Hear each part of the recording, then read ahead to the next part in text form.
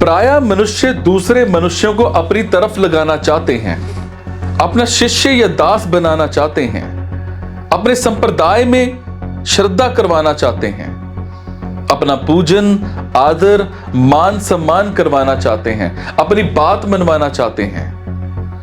परंतु भगवान सर्वोपरि होते हुए भी किसी को अपने अधीन नहीं बनाते। हालांकि जो जहां श्रद्धा रखता है उसकी श्रद्धा को वहीं दृढ़ कर देते हैं। यह भगवान की कितनी उदारता है, निष्पक्षता है। भगवान की दृष्टि में सब कुछ उनका ही स्वरूप है, इसीलिए भगवान में किसी के प्रति बिल्कुल भी पक्षपात नहीं है। हालांकि परंतु भगवान का यह पक्षपात रहित स्वभाव सहज ही समझ में नहीं आता, हालांकि गहरा विचार करने से ही समझ में आता है।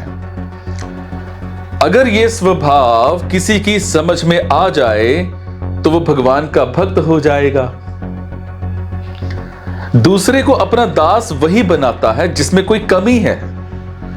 भगवान में कोई कमी है ही नहीं, इसलिए वो अपनी तरफ से किसी को अपना दास कैसे बना सकते हैं।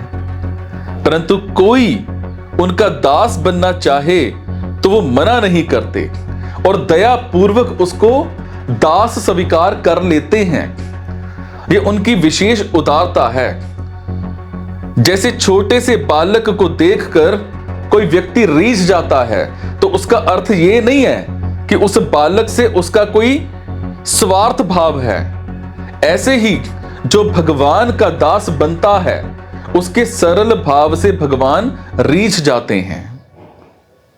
मोरे अधिक दास पर प्रीति। गीता के 18वें अध्याय में जब भगवान के द्वारा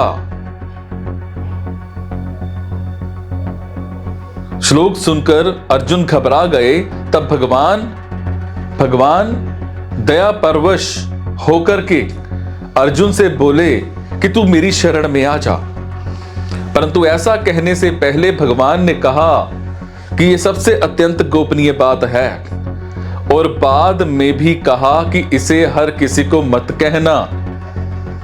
इससे सिद्ध होता है कि दूसरे को अपना दास बनाने की नीयत ना होने पर भी अगर कोई दूसरा सहारा ना मिलने पर मनुष्य घबरा जाए तो उनका दास बनना चाहे तो भगवान दया परवश होकर उसको स्वीकार कर लेते हैं। मतलब यह हुआ कि जो किसी देवता पर श्रद्धा रखता है उसकी श्रद्धा को भगवान उस देवता में दृढ़ कर देते हैं, और जो भगवान पर श्रद्धा रखता है उसकी श्रद्धा को भगवान अपने में दृढ़ कर दें। इसमें संदेह ही क्या है? कारण कि भगवान की दृष्टि भक्त के हित के लिए होती है, अपने स्वार्थ के लिए नहीं।